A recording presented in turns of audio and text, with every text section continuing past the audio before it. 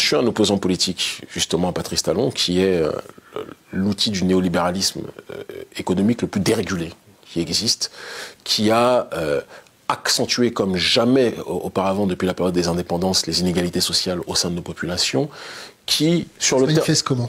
Alors, par une paupérisation endémique de nos populations, par des plaintes, à tel point que lui-même, lors de son second mandat, a été obligé de reconnaître publiquement qu'il avait failli sur le terrain de la justice sociale et qu'il allait faire un effort, parce qu'il est très alerte de ce qui se dit, même s'il ne travaille pas fortement, comment dirais-je, il n'est pas suffisamment efficient pour corriger le tir, la preuve. Mais c'est aussi une belle preuve de conduite introspective, de reconnaître et de verbaliser. Reconnaître sans corriger, c'est une introspection à mi-chemin. C'est dommage. Mais non, je dois aussi reconnaître, parce que j'aime être objectif, qu'il a suivi ce qui avait été commencé par d'autres sur le terrain infrastructurel. Le Bénin a connu, surtout les grandes villes, surtout Cotonou, a connu une avancée réelle sur la construction des routes. Mais on dit toujours que si tu développes les infrastructures, mais que tu détruis les humains qui utilisent ces infrastructures, eh bien les infrastructures seront des cimetières. Et c'est exactement ce dont il s'agit sur notre terre-mère, qui est le Bénin, où on a aujourd'hui une paupérisation endémique, une injustice sociale galopante, et on a une hyperclasse qui s'enrichit comme jamais auparavant, et c'est de toute façon ce que crée le néolibéralisme dans nos pays. C'est pas une philosophie économique qui est en adéquation avec nos réalités, qu'on le veuille ou pas. Et je fais partie de ceux qui veulent être une alternative à Patrice Talon. Je ne le cache pas. Tu es en train de m'annoncer ta... J'annonce rien. J'annonce rien. Je te dis juste que je souhaite être une alternative à Patrice Talon. Patrice Talon le sait. Ils le font passer régulièrement dans leurs médias en disant qu'ils me soupçonnent de vouloir faire un coup d'État.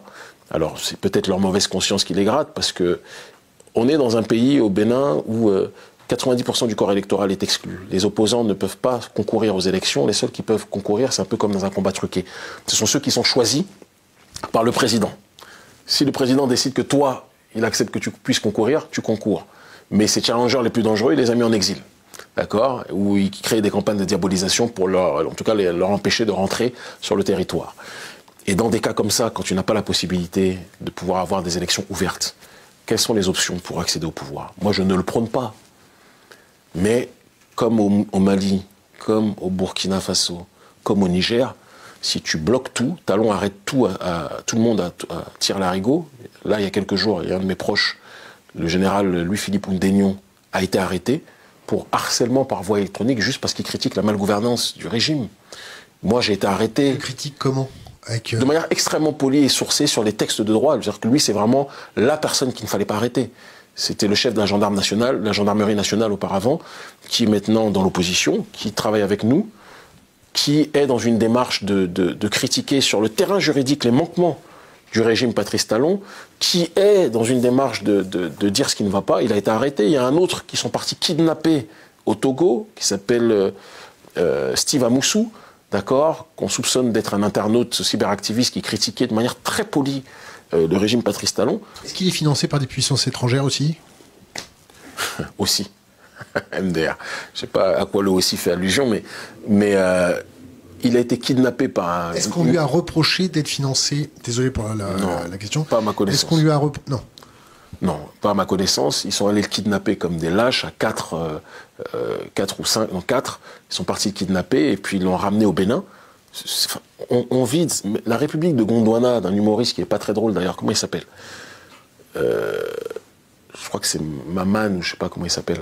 Il a créé un sketch sur la République dictatoriale, une des républiques dictatoriales africaines où tous les droits sont bafoués, etc. C'est exactement ce qui se passe dans notre pays. Il n'y a pas de loi. Et on a un autocrate qui n'a jamais été aussi puissant. Il y a des lois au Bénin, non? Qui ne sont pas respectées. Il y a une cour spéciale. Dès que tu déranges le président, on t'envoie à cette cour de répression contre les crimes économiques et contre le terrorisme. Alors aujourd'hui, critiquer sur Facebook, c'est du terrorisme. On en arrive là. Et ce que je regrette dans nos pays, c'est qu'on n'ait pas réussi à appréhender le désaccord par le dialogue. Et qu'on, systématiquement, on agisse dans ce cadre de désaccord par, comment dirais-je, l'exil ou la prison. Je trouve ça dommage. Louis-Philippe Oudénion récemment, et on fera tout pour le libérer. Moi, j'ai été arrêté, mais patate chaude toujours, il m'a libéré au bout de quelques heures. il y a le représentant de l'antenne de mon organisation, Agence panafricaniste au Bénin, le frère Shadrach, un élément extrêmement brillant, que je salue aussi, qui a été arrêté et puis libéré. Je veux dire, il passe son temps arrêté. Il y a ma sœur, Rekiat Madougou, qui est arrêtée depuis, qui vit dans des conditions inadmissibles, qui est une ancienne ministre et qui était une de ses challengeuses et qui persécute. Il y a le constitutionnaliste Joël Aïvo qui est arrêté. Je veux dire, on est dans un pays qui asphyxie son peuple.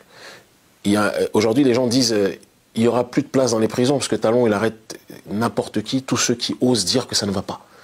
Mais son spectacle va s'arrêter. Et nous travaillons, et c'est peut-être pour ça qu'il fait tout pour criminaliser ma démarche et que son objectif c'est de me mettre en prison s'il le peut. Moi j'en ai fait le serment et nous réussirons. Talon et son poulain qu'il choisira ne seront pas au pouvoir aux prochaines élections.